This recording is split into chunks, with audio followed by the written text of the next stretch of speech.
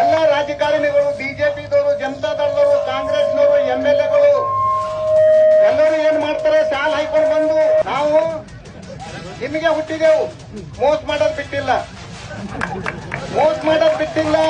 ಗುಲ್ಬರ್ಗದಾಗ ಸುಮಾರು 9-10 ಜನ MLAಗಳರ ಒಬ್ಬರನ್ನು ಒಂದು ಸ್ಟೇಟ್ಮೆಂಟ್ ಕೊಟ್ಟಿಲ್ರಿ, ಒಬ್ಬರನ್ನು ಒಂದು ಸ್ಟೇಟ್ಮೆಂಟ್ ಕೊಟ್ಟಿಲ್ಲ. ಕೊಟ್ಟರು ಏನಾರ ಒಂದು ಕೊಡೋದು, ಏನು ಕೇಳೋದಿಲ್ಲ, ಹೇಳೋದಿಲ್ಲ. ಮೋಸ ಆಗ್ತಕ್ಕಂಥದ್ದು ಈಗ ಇಲ್ಲ. ಎಂತ ಕಾರ್ಖಾನೆಗಳು ಹುಟ್ಟ್ಯಾವ ಅಂದಿನ ಹಿಡಿದು ಮೋಸ ಅದ, ಎಲ್ಲದ್ರಾಗ ಮೋಸ ಅದ. ತೂಕದಾಗ ಮೋಸ, ರಿಕವರಿದಾಗ ಮೋಸ, ಎಲ್ಲದ್ರಾಗ ಮೋಸ. ಈಗ ಒಂದೇ ಮಾತು ಅಂತಂದ್ರೆ ನಾವು ಯಾರು MLA ಬಂದ್ರು, ಶಾಸಕರು ಬಂದ್ರು ಅಂದ್ರೆ ಬಂದು ಮಾತಾಡಿ ಹೋಗಲ್ಲ ಪಾಪ, ಅವ್ರು ಸಪೋರ್ಟ್ ಮಾಡಲ್ಯಾಕ. ಬಟ್ ಅವ್ರ ಹಿಂದೆ ಯಾರು ಹೋಗಕ್ ಹೋಗ್ಬೇಡಿ ದಯವಿಟ್ಟು. ಅವ್ರು ಯಾರು ಹಾಕಿರೋದು, ಯಾರೇ ಅವ್ರ ಹಿಂದೆ ಹೋದಕ್ ಹೋಗ್ಬೇಡ್ರಿ. ನಾವು ಕುಂತಿ ಜಾಗ ಬಿಡ್ಲಕ್ ಹೋಗ್ಬೇಡ್ರಿ ದಯವಿಟ್ಟು.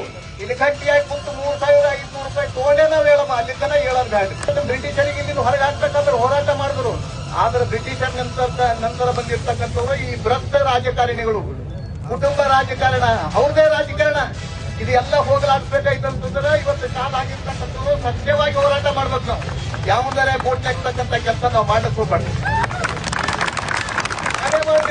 ನಾವು MLA ಹಾಕಿರೋದು, ಯಾರು ಹಾಕಿರೋದು, ಏನೇ ಹಾಕಿರೋದು, ಅವ ನಮ್ಮ ಪರವಾಗಿ ಅಲ್ಲಿ ಧ್ವನಿ ಎತ್ತಬೇಕು.